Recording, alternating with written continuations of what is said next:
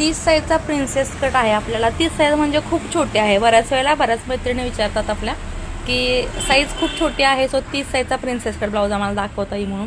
तर बघा 30 साईज आहे. शोल्डर इथे बोटनेकसाठी हे कटिंग केलेलं आहे.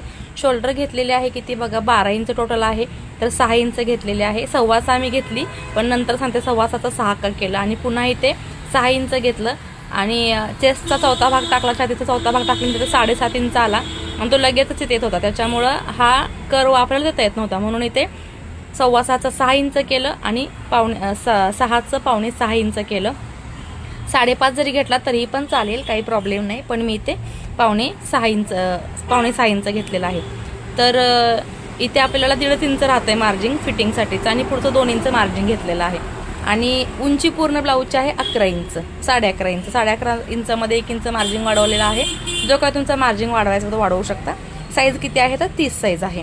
परत ही टक्स पॉईंट आहे ती मी आता इथे कमी घेतलेली आहे, 4.25 इंचावरती घेतलेली आहे, कारण कंबरसुद्धा खूप छोटी आहे. 11.5 इंच म्हणजे टोटल जी कंबर आहे निम्मी सांगते मी 11.5 इंच, म्हणजे 23 इंच आपली पूर्ण कंबर आहे आणि 30 इंच छाती आहे.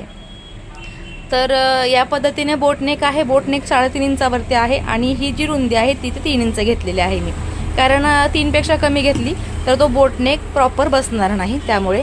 आणि इथे शोल्डर जी शिल्लक राहते ती आपली मार्जिंगमध्ये म्हणजे ही इकडे आपण 6 इंच घेतलेले आहे, इथे 3.25 इंच घेतलं नाही, तिथं 3.25 इंच राहते.